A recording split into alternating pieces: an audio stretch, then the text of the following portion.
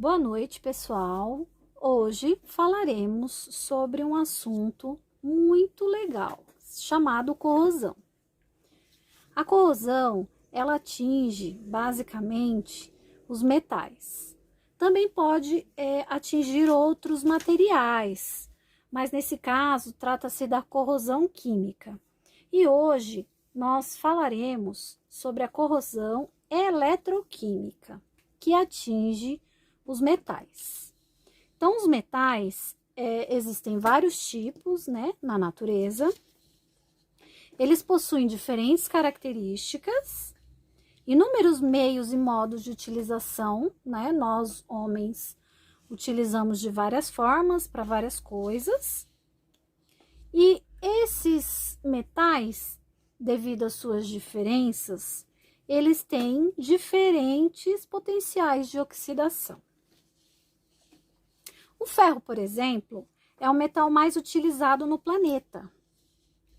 Porém, ele tem um probleminha. Ele tem uma taxa alta, um potencial alto de oxidação. Ou seja, ele tende a querer voltar ao seu estado natural.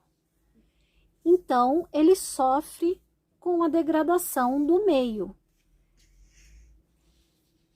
A oxidação é um processo de oxirredução que causa a deteriorização do metal, ou seja, a perda de sua massa.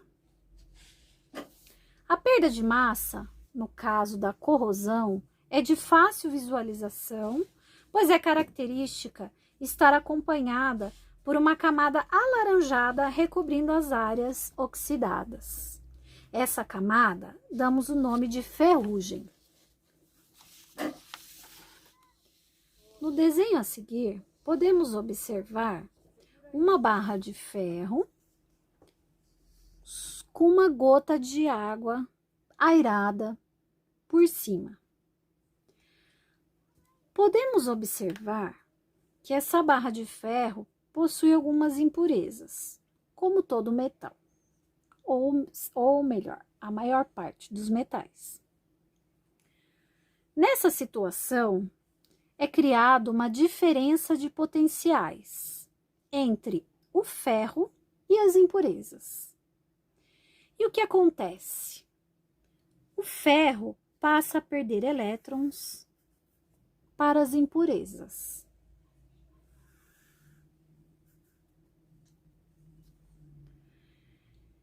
Durante esse processo, essa reação, é gerado o ferro 3+, que vai para a água. Os elétrons são transportados para as impurezas. O ferro oxida, então ele perde camadas.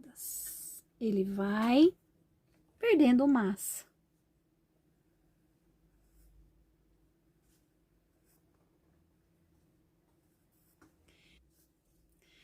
Então, o ferro, ele vai perdendo massa, ele vai perdendo camada. Essa ferrugem que vai sendo criada, ela não consegue ser suficiente para criar uma camada protetora para o ferro. Então, essa descamação, ela é gradativa, pois a ferrugem, ela não consegue se fixar ao metal mais.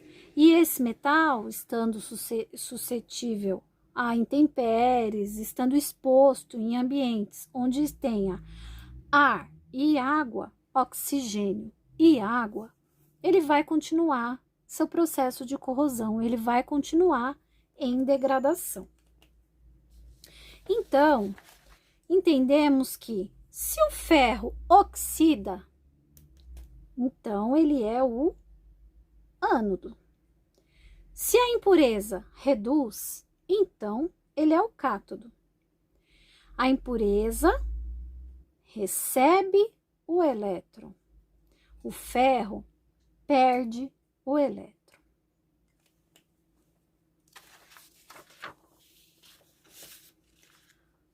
A corrosão acontece na presença de ar úmido ou água airada, como dissemos. Observando essa reação, vemos que o ferro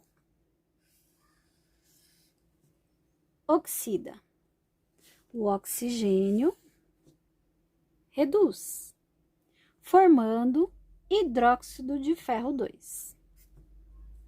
Logo a seguir, o hidróxido de ferro 2 oxida,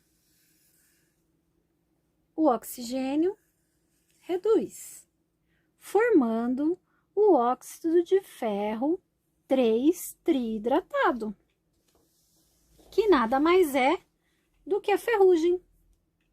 A ferrugem é uma mistura de óxidos e hidróxidos hidratados de ferro 2 e ferro 3.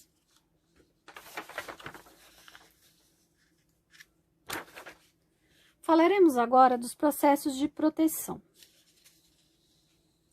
Para a proteção dos metais, existem alguns tipos. Por exemplo, as proteções de contato, que são as tintas, as graxas, os óleos e os esmaltes. Essas proteções são aplicadas em cima dos objetos de ferro, isolando os mesmos do contato com ar e água. Estando isolados, esses materiais conseguem proteger ferro ou outros metais da degradação causada pela corrosão, pois a reação não ocorre, já que o contato entre ar, água e o metal não se efetiva. Podemos observar também que hoje em dia há muita tecnologia e há tintas de alta proteção, como a dos carros e como tanto as caras, né, que seriam as melhores com alta proteção, quanto as mais baratas, né, que não fornecem tanto tempo de proteção. Existem também os metais mais reativos. Aplica-se uma camada de um metal mais reativo em cima do metal que se deseja proteger. Esse metal mais reativo formam óxidos que criam uma camada que protege o metal.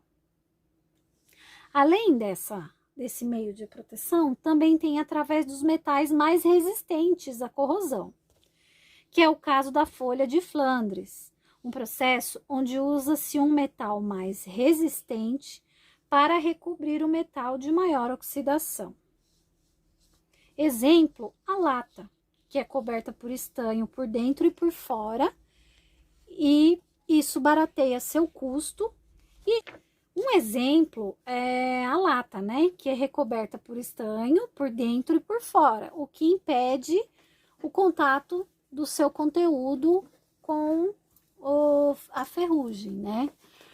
Mas e se essa lata estiver amassada? Já dizia minha avó, minha filha, não compre lata amassada, porque o que tá dentro não presta.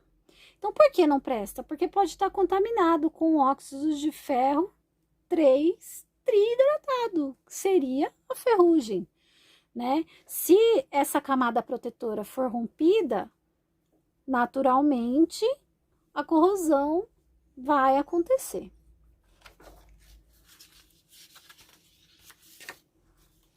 Podemos observar aqui, né, uma reação. A reação que gera ferrugem. Nessa reação, vemos o resultado da oxidação, da corrosão, da ferrugem. Vendo a reação em partes, né, a reação anódica e a reação catódica, onde aqui se cancelam os elétrons e se somam os outros componentes. Podemos observar que o ferro oxida, o oxigênio, a água reduz e sobram hidroxilas. O ferro, o oxigênio, a água e o hidróxido de ferro 3, que seria a ferrugem, o hidróxido de ferro 3 são o resultado do processo de corrosão. Processo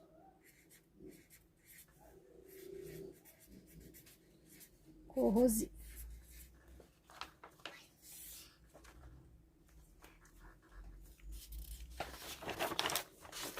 Existem alguns fatores que podem ser catalisadores da corrosão.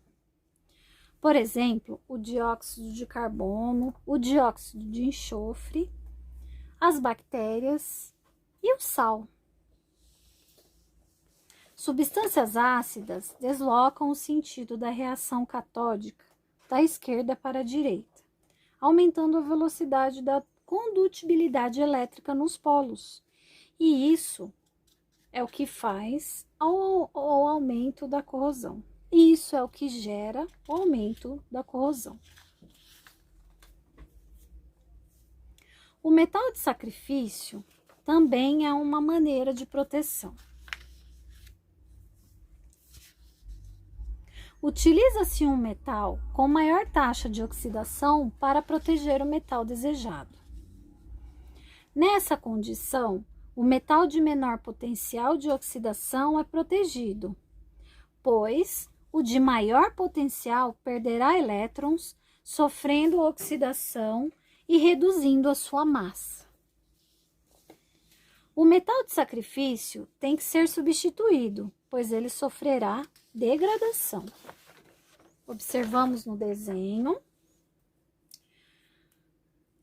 um tanque de ferro ligado a um fio de cobre ligado a uma barra de magnésio.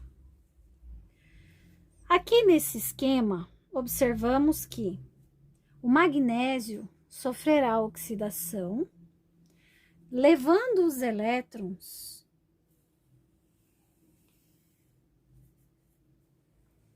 para o tanque de ferro.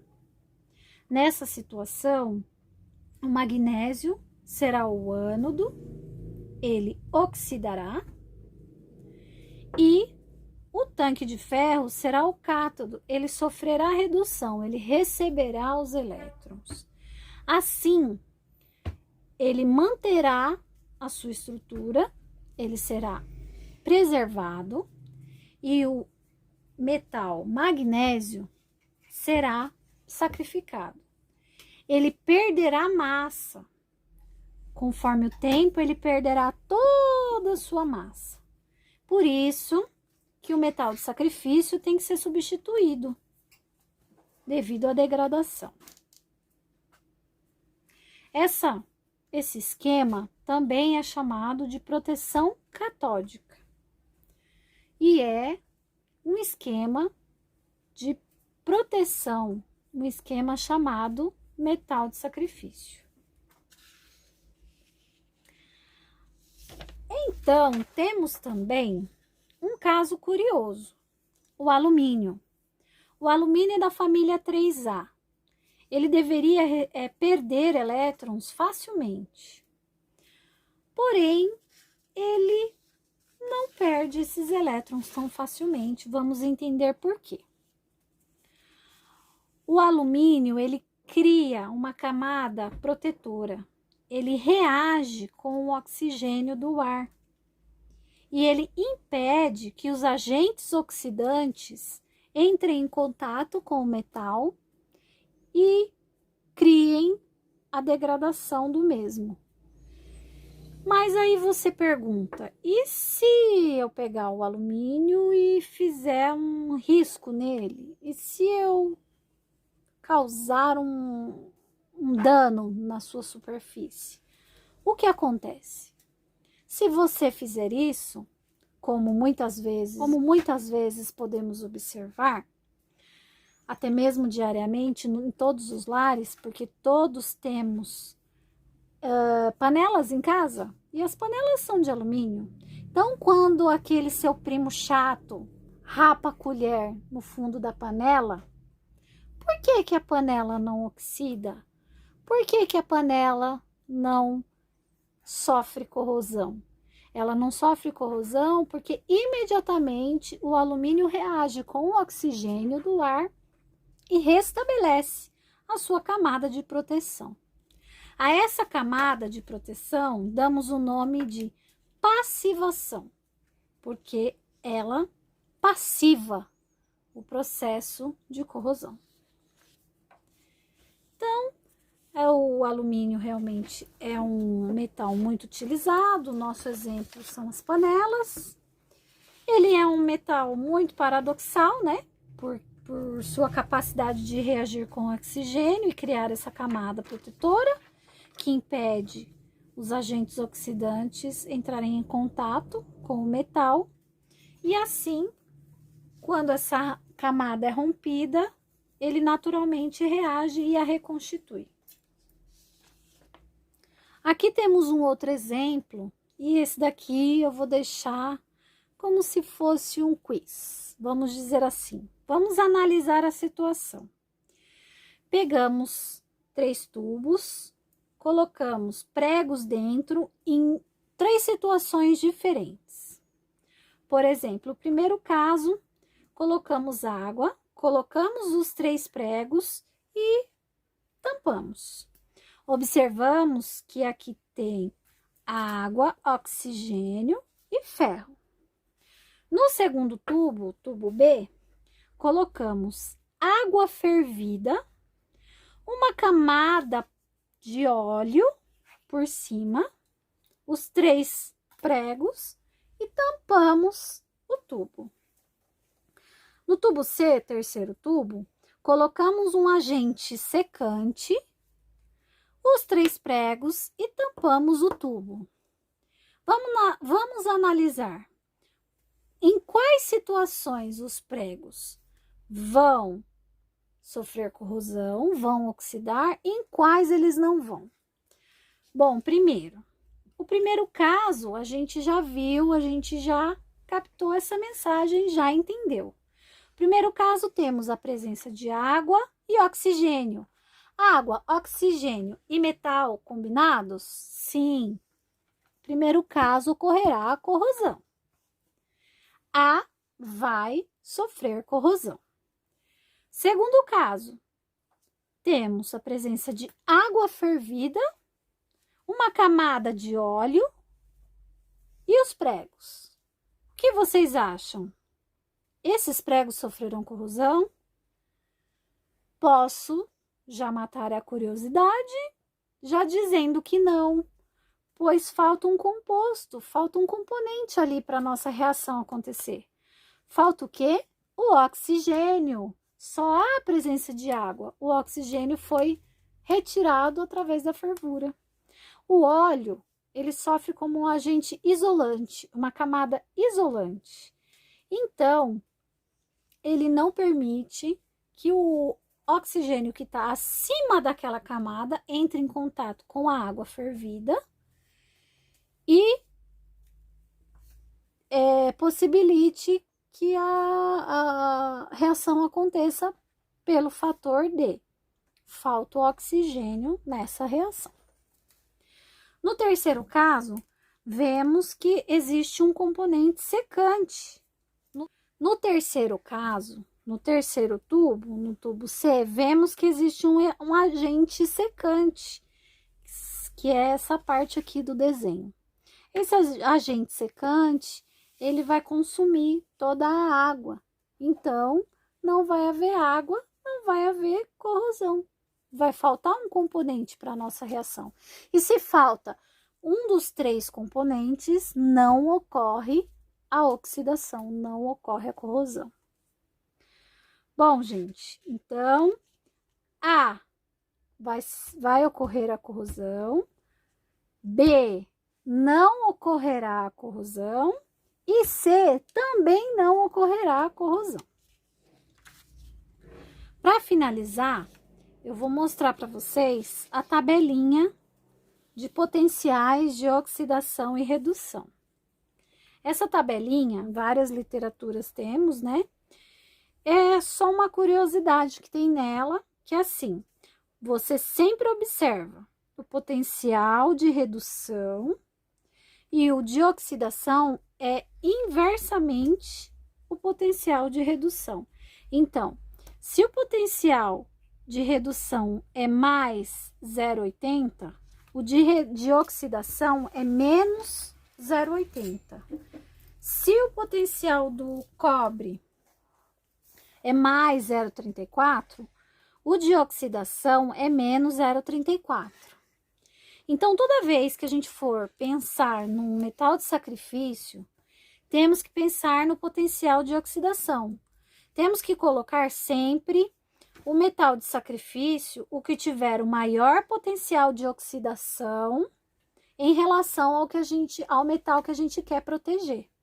Então, se a gente quer proteger o ferro, por exemplo, então a gente vai ter que procurar um metal de sacrifício que tenha um potencial de oxidação maior, que pode ser o zinco, o magnésio, qualquer outro abaixo que seja maior do que a taxa de oxidação do ferro.